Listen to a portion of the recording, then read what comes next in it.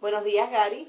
Buenos días, un placer estar aquí en, Qué bueno tenerte de nuevo con nosotros. y la sorpresa de tener a la familia Caraballo Cales. ¿Verdad? Fue bonito. Yo me quedé bien sorprendida con esa voz de esa joven. Sí. De Recuerda a Mariel. la joven Carmen Inés, que hoy es doctora en la Católica, ¿verdad? ¿Verdad? Sí, no, Carmen Inés cuando era lectora aquí en PAB. Sí. Son voces que uno siempre recuerda, ¿verdad? Bueno, cuéntame, tienes un libro nuevo. Bueno, tengo a Tamara de Mariana Publicadora, que fue quien hizo la publicación. No le gusta que le diga librito, pero yo digo librito de cariño porque es un libro pequeño.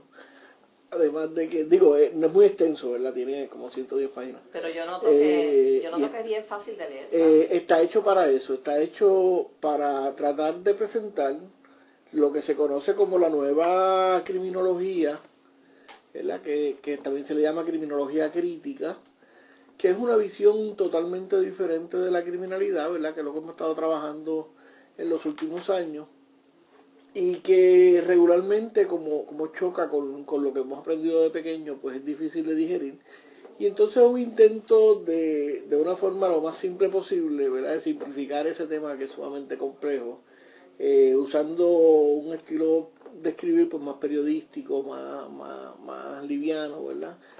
Claro, no deja de ser un tema complejo, ¿verdad? Así que el libro se llama Exclusión y Violencia, breve mirada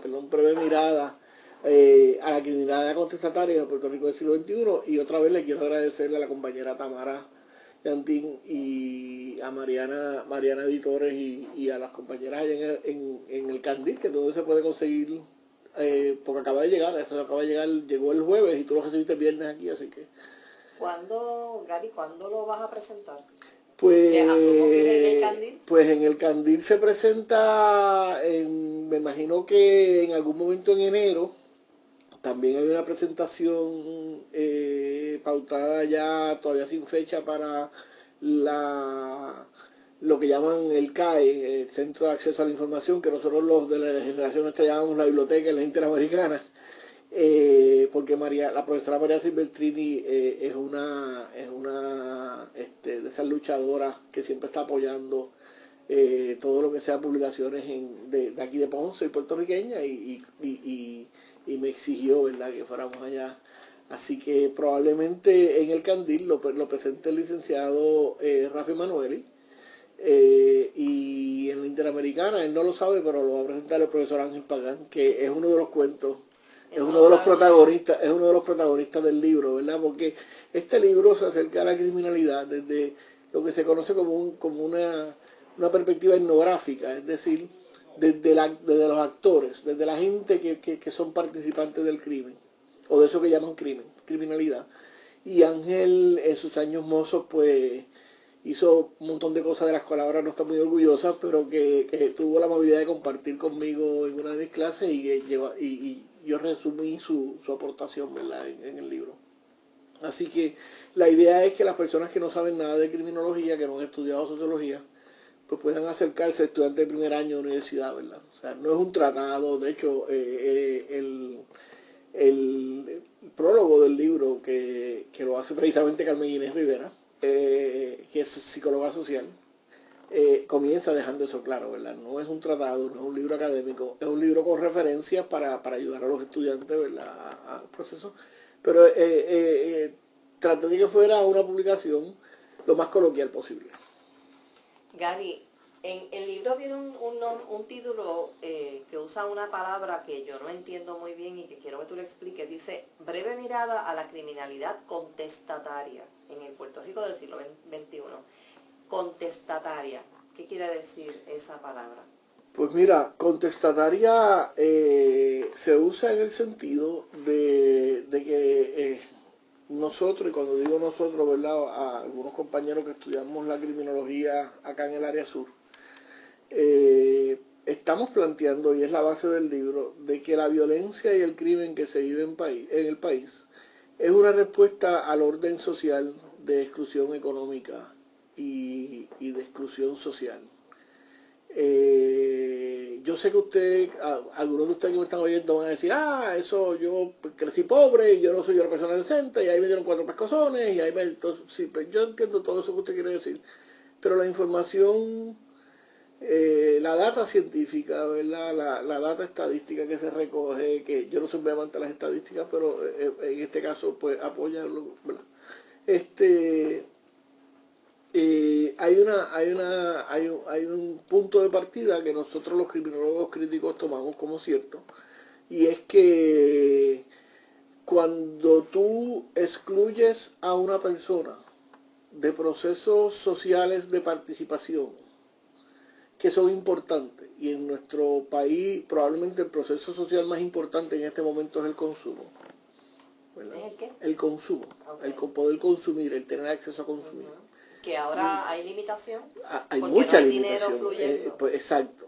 Cuando tú lo limitas por razón de raza, por razón de sexo, por todo ese tipo de cosas, eso te va a crear unas frustraciones que en algunos casos va a acabar mirando la criminalidad, las acciones criminalizadas o la violencia como una forma de sentirse poderoso, de sentirse incluido.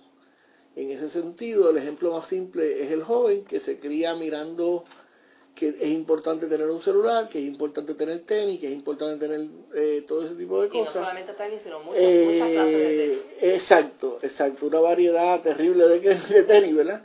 Pues, y ve que trata de conseguir trabajo, que no lo consigue, o ve que su mamá y su papá han estado trabajando toda su vida y nunca han podido comprarse esas cosas, y mira al dueño del punto y ve entonces, en ese sentido, el narcotráfico, por ejemplo, se convierte no en el problema que la sociedad ha descrito que es, sino en la solución a mi problema, que es la falta de ingreso. Entonces, en ese sentido, el joven se integra al narcotráfico como una respuesta a ese orden social que lo excluyó, que no le permitió desarrollarse, etcétera, etcétera, etcétera. Entonces, por eso es que usamos el término contestatario, ¿verdad? Porque, repito, vemos la violencia. Mira, te voy a dar otro ejemplo un poco más complejo. Nosotros vivimos en un país en que el proceso republicano de gobierno, que incluye el choque entre el gobernador, el ejecutivo y la legislatura, en Puerto Rico se da en torno a un impuesto, y la respuesta del ejecutivo es agredir a la ciudadanía amenazándolos con dejarlos sin transportación pública. Entonces, a ese tipo de orden, eso es violencia, porque si tú eres un empleado de salario mínimo que trabajaba, por ejemplo, que vive, por ejemplo, en Villa Palmera y que tienes que ir a Guaynabo, y tu única forma de moverte es el tren urbano, y te amenazan con que el lunes no va a haber el tren urbano, tú vas a pasar todo el fin de semana en ansiedad, ¿verdad? Sí, que no sin saber cómo voy a llegar a trabajar. Claro. Entonces, ante esos agresiones del orden, del sistema, ¿verdad? Y no estoy hablando de esta administración, estoy hablando de todas las administraciones, gente. O sea, el que crea que esto es un problema de populares y PNP es parte del problema. Cuando se dan estas cosas, pues yo he identificado que se van a dar unas respuestas específicas, ¿verdad? Por un lado va a haber quien se someta a esa violencia institucional y aguante asumiendo que con las próximas elecciones va a ganar otro que le va a resolver los problemas. Va a haber los que se van a ir del país, y eso lo hemos visto creciendo terriblemente, esa información. Pero también hay quien no puede irse del país. Claro, entonces, que quisiera, pero no puede. Claro. Pues entonces ese es el que va a ser violento. Ese entonces tiene dos formas de canalizar su molestia. A lo mejor se organiza comunalmente y crea grupos de presión, y crea grupos de protesta, y crea grupos de acción, ese tipo de cosas. O crea partidos políticos. Vimos en las últimas elecciones cómo surgieron estas alternativas, ¿verdad? Pero la mayoría del pueblo, por razones socioeconómicas, por la razón del coloniaje en el país, por un montón de otras razones, no tiene esa educación política. Y cuando digo política, no es solo de hacer partido, no solo de hacer partido, sino educación política y disciplina de organizarse políticamente para crear presión política más allá de política pública. Entonces esos otros, ¿qué les queda? Pues les queda bregar, como decimos en el campo, ¿verdad? Y como decíamos allá en Constancia, uno está bregando con el asunto.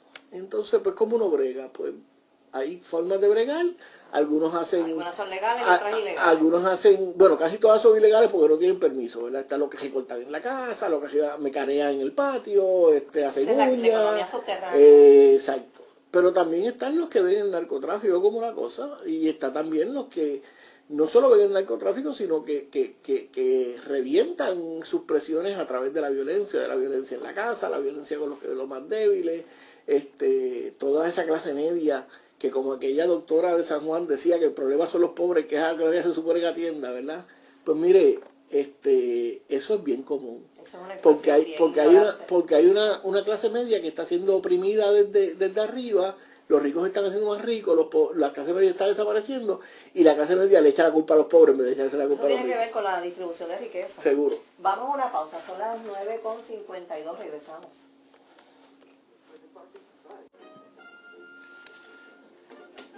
Son las 9:56 de la mañana, estamos compartiendo con el querido amigo de muchos años, Gary Gutiérrez. Mira, yo quiero leerle a nuestros oyentes la reseña de Gary Gutiérrez, porque tengo que partir de la premisa de que no todo el mundo sabe quién es Gary. Yo soy Norma Colón D'Alessio, por si acaso, y estoy aquí en La Gente Está Hablando por WPAB. Bueno, pues Gary Gutiérrez es un puertorriqueño nacido en Ponce que documenta por vocación. Por décadas se dedicó a la fotografía, oficio heredado de su padre y de su abuelo. Esas lides le llevaron a trabajar como fotoperiodista para periódicos como El Vocero, de San Juan Star, El Ponce Star y La Perla del Sur. Como resultado de su desarrollo en el mundo de las comunicaciones durante la década del 80, trabajó como productor de noticias para la edición local de CNN en Ponce, y a trabajar como reportero, mantenedor de programas y reportero radial en WPAB de Ponce. Más tarde trabajó como reportero para el periódico La Perla del Sur.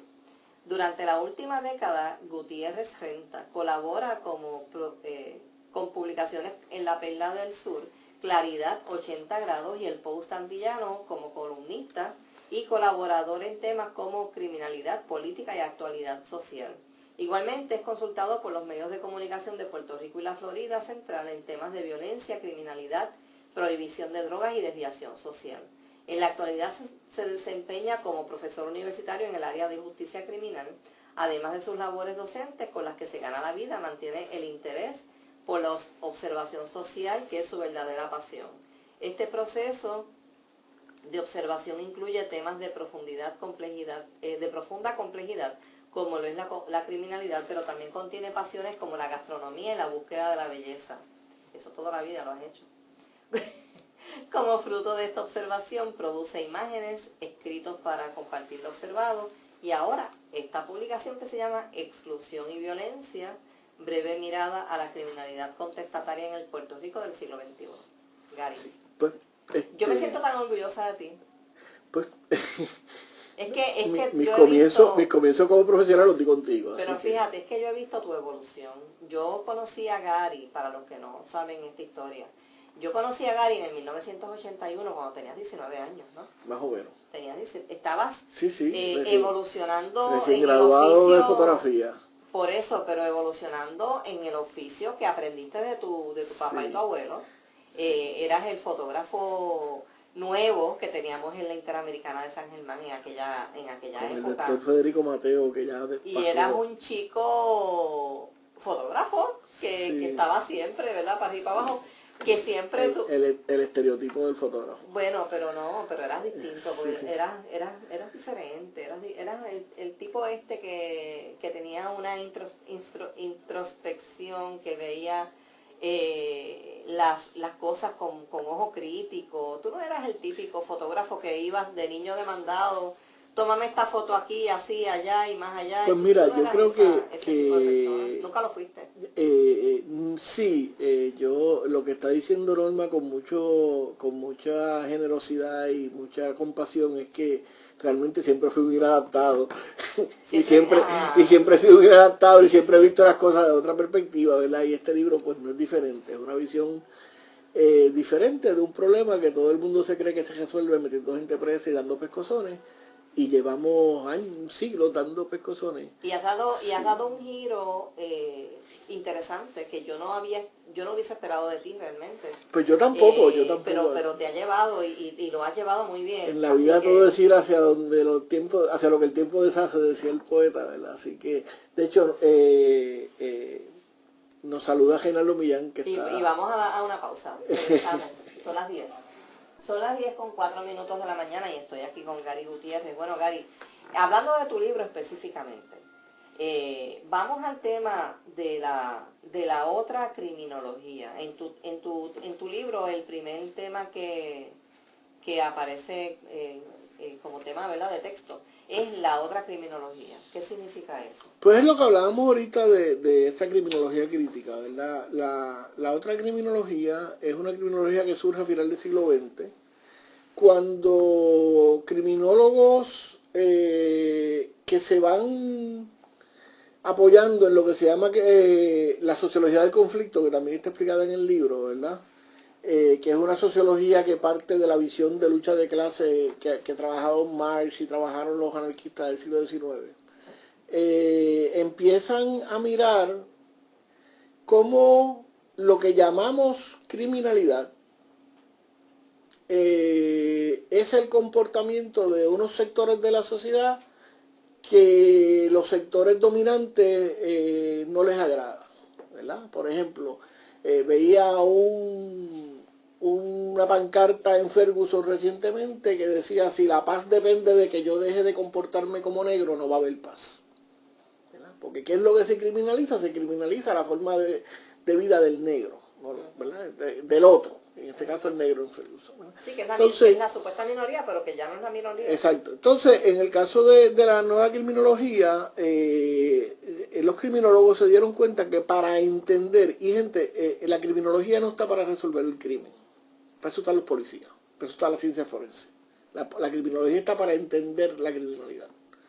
Y para uno entender la criminalidad, tiene que entender cómo surge el Estado, tiene que entender la sociedad, tiene que entender el orden de donde surge, porque es el crimen, la criminalidad, es un producto de la sociedad y a la vez, y de la cultura, y a la vez produce cultura y a la vez produce orden social. En muchas de nuestras comunidades marginadas, la estructura social gira en torno al punto de droga y el punto de droga establece lo que es la cultura de la sociedad, de esa comunidad. ¿Verdad? Porque en muchos de nuestros sectores marginados ese es el único estructura o institución que funciona. Entonces, para yo poder entender por qué fulano decide cometer una acción que está criminalizada, yo puedo creerme que soy superior y decir: es que él no se quiere someter y no es disciplinado, o él es que es malo de naturaleza, o es que los negros son brutos, o es que los dominicanos son vagos, o es que todo ese tipo de cosas.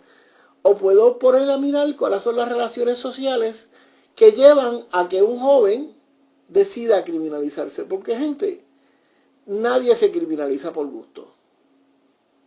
Eso no es cierto. Y no es cierto que metiendo gente presa y asustando a la gente vamos a acabar con el asunto, porque si fuera así, los países que tienen cárceles horribles como El Salvador, como Honduras, pues no tuvieran criminalidad, ¿verdad? Así que eso también no es cierto. La cárcel no tiene nada que ver con el asunto. La cárcel funcionaba, este principio de que la cárcel y el castigo funciona es un principio del siglo XVIII, donde los hombres blancos, propietarios, heterosexuales y cristianos, le tenían miedo a la cárcel y por eso entendía que todo el mundo le tenía miedo a la cárcel. Y entonces pues decidían no cometer crímenes porque le tenían miedo a la cárcel. Pero cuando uno está enmayado, o cuando uno no tiene de qué caerse muerto, pues no es cuestión de opción. Uno no decide delinquir, es que tiene que sobrevivir de alguna manera.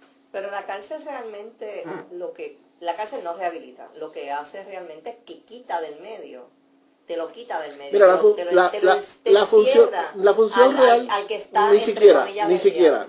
La función real de la cárcel es asustar a la gente para que no cometa delitos. Pero no funciona porque cuando el no cometer delito te va a causar más sufrimiento que ir a la cárcel, o no tienes otra opción, pues no funciona, ¿entiendes? Repito, si fuera, llevamos, ¿cuántos? Si fuera porque, si el castigo realmente resolviera la conducta desviada, primero no hubiera cristianos porque los romanos fueron bastante eficientes castigando a los cristianos. No hubiera habido protestantes porque la Inquisición fue bastante eficiente castigando. O sea, si venimos a castigar, si hay algo que la sociedad, que la humanidad ha desarrollado a niveles de excelencia, es cómo castigar y cómo reprimir y cómo torturar a la gente. Y eso, al contrario, lo que vemos es que sociedades que son más burdas en su castigo, que son sociedades que son más violentas, que tienen más criminalidad, ¿verdad? Así que porque Stalin mató 5 millones de personas y no acabó con los comportamientos antisociales en Rusia, en la Unión Soviética, ¿verdad? Qué sé yo, o sea, en Estados Unidos cae muerto un joven negro o latino cada 28 horas a mano de la policía. ¿Y eso ha evitado que los negros y los latinos cometan delitos? Pues no. Porque la decisión de uno cometer un delito o no es mucho más compleja que eso, primero. Y segundo, que en última instancia, delito es lo que cualquiera que tenga poder decide que es delito. Oye, pero te voy a decir, yo por lo menos por lo que yo he visto, los crímenes en serio, o sea, los serial killers, ¿verdad? Los asesinos en serie, la mayoría son blancos, no claro, son negros, igual que la mayoría de los que se meten cuatro escopetas y se meten en una escuela a disparar. Pero fíjate cuál es el perfil de esos jóvenes. Regularmente son blancos, que se criaron en clase media, que se creían que tenían derecho a unas cosas y que la vida los fue marginando. Y que son mejores que nadie. Exacto, y la vida les fue enseñando que no son mejores que nadie. Exacto. Y entonces pues toman la violencia como una forma de reafirmar que sí son poderosos, que sí tienen el poder, y el último acto de poder sobre sí mismo que es suicidarse. Entonces, sí. O sea, pero es el asunto de la supremacía blanca. Bueno, claro, pero volviendo a lo de la criminología, nueva criminología, ¿verdad? Es una criminología que estudia el crimen desde todas esas cosas que estamos hablando, ¿verdad? Que no enfoca su visión en el criminal, sino enfoca en la sociedad que produce el criminal. Porque, gente, los criminales que están afuera los parimos nosotros. Sí, los no vinieron nosotros, de Marte, ni los criamos nosotros, los parimos nosotros. Así mismo es. ¿Cuál es la visión cristiana?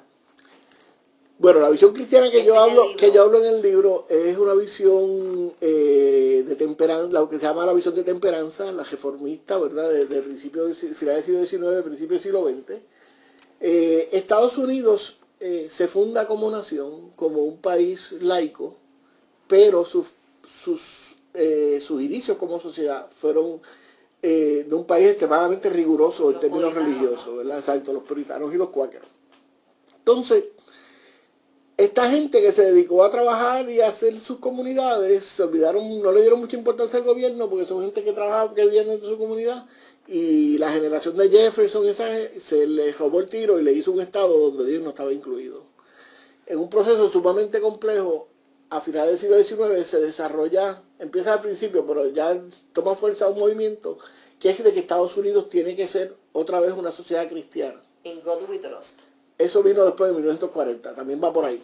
Pero estas son la gente que ocuparon la Casa Blanca cuando Bush el bruto, ¿verdad? El idiota, a nivel de que gente, incluso cristianos, que estuvieron trabajando en Casa Blanca se fueron porque no aguantaban la presión, ¿verdad? Era uno de los sitios donde, según cuentan, ¿verdad? En la reunión de Estado, lo primero que te preguntaban es si fuiste al servicio por la mañana.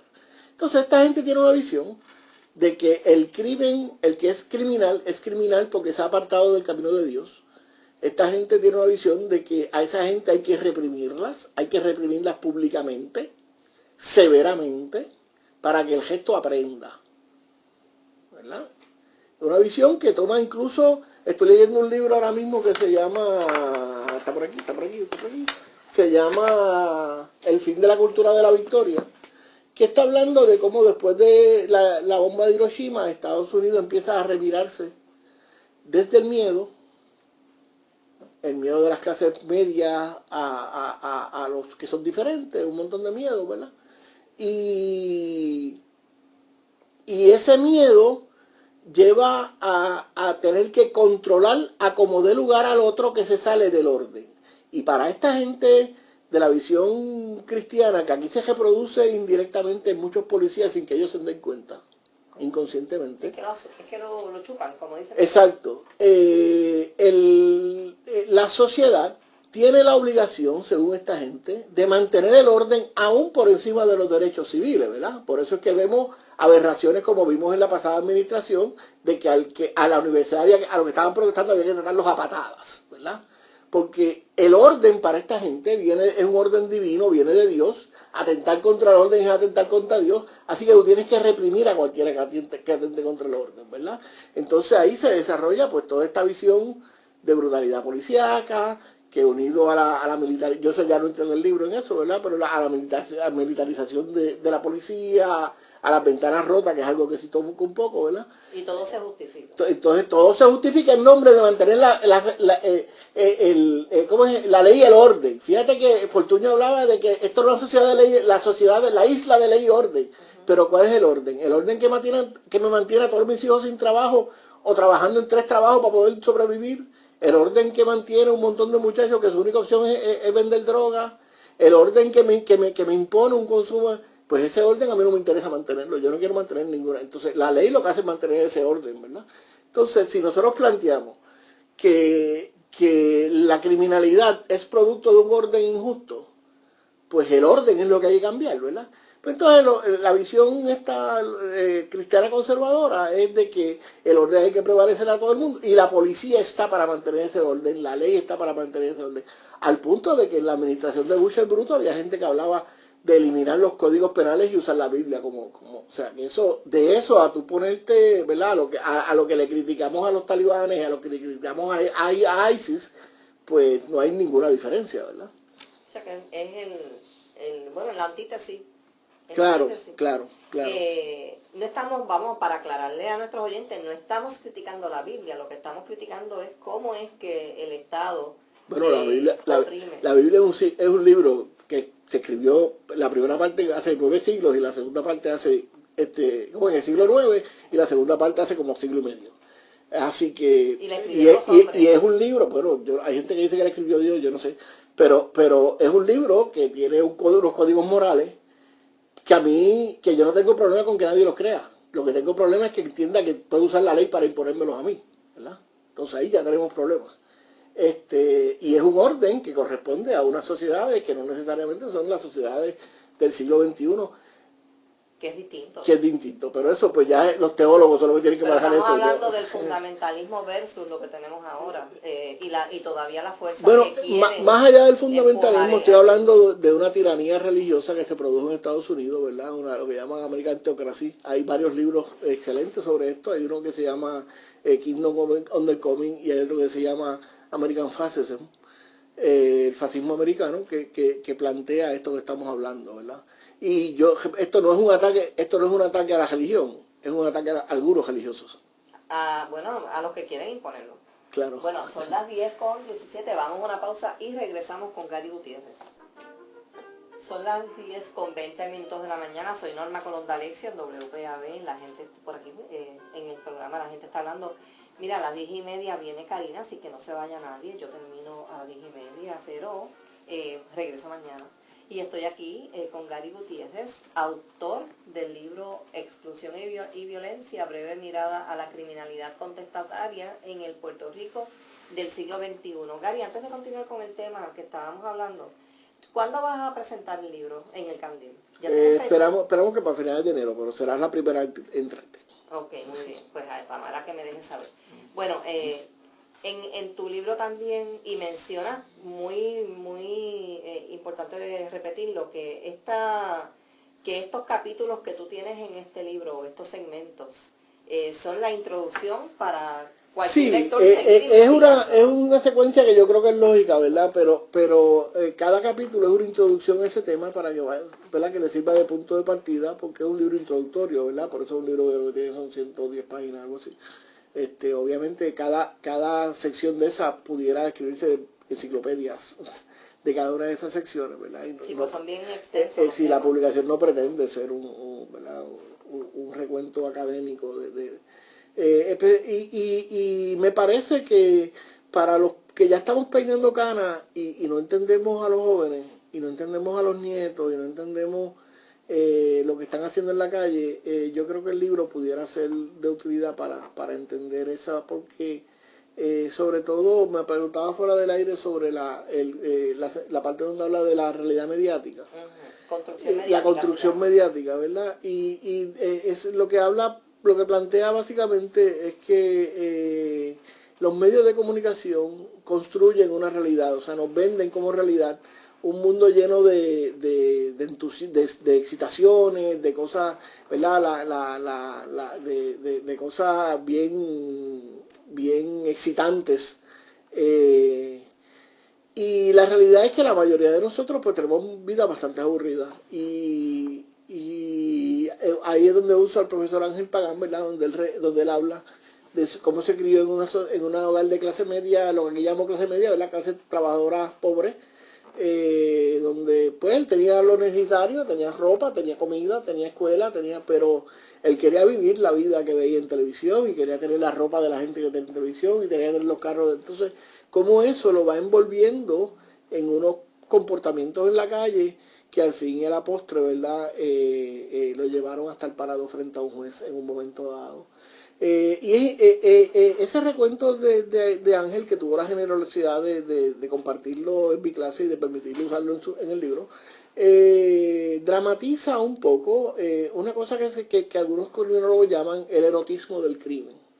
Es esa excitación casi sexual de tu romper con la regla de tu hacerlo prohibido. Exacto, en inglés es stick it to the man, ¿verdad? Es lo que siente el nene cuando tú le dices no toques eso y está dando 40 vueltas hasta que lo toca, ¿verdad?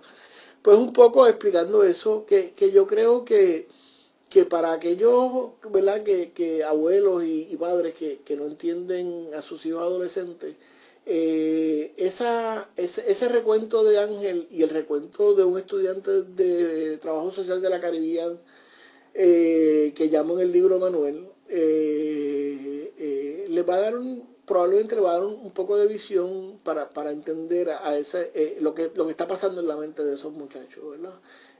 Porque no es fácil mira, el cuento de la moralidad es bien fácil cuando tú tienes la nevera llena y cuando tú tienes, pero cuando la cosa empieza por el difícil y tú tienes necesidades, y pueden ser necesidades creadas que no son importantes para uno como los tenis, pero para un muchacho de escuela superior tener los tenis que son es una cuestión de vida o muerte. No, eso es una cuestión de su autoestima. Claro, entonces pues... Oye, y me mencionaste fuera del aire la palabra pasión.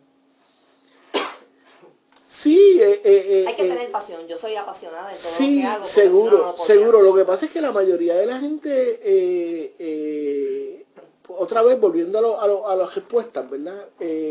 No tiene la educación, no tiene el desarrollo para canalizar o para encontrar pasión en la lectura o para encontrar pasión en cosas. En todo. Y entonces... la excitación para mí, ¿verdad? Y esto yo no entro en el libro, porque esto llama de psicología y yo no me atrevo a escribir eso, pero para mí la excitación es como la droga, tú vas creando tolerancia. Entonces el muchacho en la calle empieza y dispara la adrenalina haciendo unas cosas, pero ya después eso no le estimula la adrenalina, tiene que hacer cosas más fuertes y va entrando entonces en un mundo, ¿verdad? Hasta como dice Ángel en el libro, hasta que se vio con un Magnum 357 aniquilado en la mano y se sentía Dios. Wow. Entonces, pues, esa narración eso está... Es es parte de la cuestión etnográfica, de traer la visión desde los actores, a la mirada de los actores que tienen la criminalidad. Mira, yo pienso, digo, y a lo mejor me estoy equivocando, pero yo como abuela, ¿verdad? Y como madre que crié tres hijos, yo pienso que los padres tienen que proveerle a sus hijos un ambiente de actividad que los excite, que los rete, que los motive. Bueno, lo que pasa es que es más complejo que eso, porque yo entiendo todo lo que tú me estás diciendo. Lo que pasa es que cuánto tiempo realmente pasan los hijos en nuestro tiempo con los padres, ¿verdad? Eso es así. Entonces, ¿cuáles son las presiones externas a esta cosa, ¿verdad? Entonces, aun cuando los padres tengan la herramienta, que la mayoría no los tenemos, para hacer eso, las influencias alrededor son tantas Son y bien cambian fuertes. tan rápidamente para uno entenderlas, que es bien difícil mantener eso, ¿verdad? Obviamente si los jóvenes tienen unos círculos de apoyo, tienen unas estructuras, pues pero mira el caso de Ángel, él tenía todo eso. Sí, pero Ángel te dijo que no tenía pasión. Porque lo que él veía, los inputs que le llegaban del otro lado le decían a través de los medios de comunicación, tu vida no vale nada porque tu vida no tiene estas cosas. Tu vida no tiene Entonces, la pasión fíjate que podemos ofrecer acá. el papá, como yo digo en el libro, el papá de Ángel lo amaba tanto que aun cuando lo vio frente al juez se paró detrás de él y no lo dejó solo. ¿Ok? Y lo perdonó y lo recibió en su casa otra vez. O sea, que Ángel tenía todas esas cosas que tú me estás diciendo, ¿verdad? Pero es mucho más complejo. Por eso le digo, gente, ojo y mucho cuidado con las soluciones simplistas al crimen. Ojo y mucho cuidado con el montón de buscones que vienen al gobierno a vivir de este cuento. De venderle soluciones fáciles, a venderle tecnología, a venderle todas esas cosas. Oye, es preocupante en los programas estos de desvío, que te cobran un montón de dinero, viven del Estado, o sea, el Estado los contrata. Hay unos cuantos. Para que tú tengas idea, la principal es cabilderos en pro de que se hagan penas más severas y de que se hagan castigos más largos en las cárceles son los que construyen cárceles y los de los programas de desvíos. Claro, porque eso es lucrativo el negocio. Esto es un negocio, seguro. O sea, la criminalidad es un negocio. Sí, es un negocio para el que la hace y es un negocio mejor para el que la combate. Exacto. ¿Okay? Porque esto se llama el complejo militar correccional. Y en Estados Unidos, literalmente, ha llevado a Estados Unidos a ser el primer país en población encarcelada en el mundo. Estados Unidos tiene más de 2 millones de habitantes en el mundo, más de 2 millones de habitantes encarcelados. Para que tengas una idea, el estado de California solamente tiene más presos que la Unión Europea. Bueno, yo quedé wow, es impresionante, pero yo también quedé impresionada con la cifra que me dieron de aquí de Las Cucharas, que hay más de 20.000 personas ahí. Eso es un pueblo. Sí, bueno, eso es una ciudad. Es una ciudad. Sí. Wow. Sí. De hecho, cuando tú miras eso desde yo que hacía fotos aéreas, cuando tú miras Las Cucharas desde el aire, es más grande que el centro del pueblo, del centro de Ponce. O sea, increíble. Sí. Increíble. Entonces, volviendo a la publicación, ¿verdad? La publicación es una invitación a reflexionar el crimen desde otra perspectiva y intenta, ¿verdad? Intento dar las herramientas para que veamos estas otras perspectivas, ¿verdad? Y empecemos a mirar esto desde otros parámetros. Si usted quiere seguir pensando que la sangre, como es, la vergüenza con sangre entra y que lo que necesitamos son 4 pescozones, pues seguiremos teniendo como resultado lo que tenemos hasta ahora, porque eso es lo que llevamos siglos haciendo. Sí, la genera más violencia. Seguro. Bueno, pues gracias, Gary. Gracias a ti por el espacio. Nos despedimos de ti hasta el jueves. El jueves tú regresas. Sí. Vamos a estar hablando De hecho, voy a ver si conspiro y me traigo a Cepeda, que es profesor de eso que vamos a hablar. Pues perfecto. Vamos a estar hablando de Edwin Sutherland y de cómo delinquen los ricos, porque gente, los ricos delinquen más que los pobres. Lo que pasa es que los ricos... Los cogen menos. Hacen las leyes. Y los cogen menos. Y como hacen las leyes, pues... Sí. No van presos. Pues vamos a una pausa a las 10:30, pero no se va, y yo me despido hasta mañana, pero no se vayan, carajo.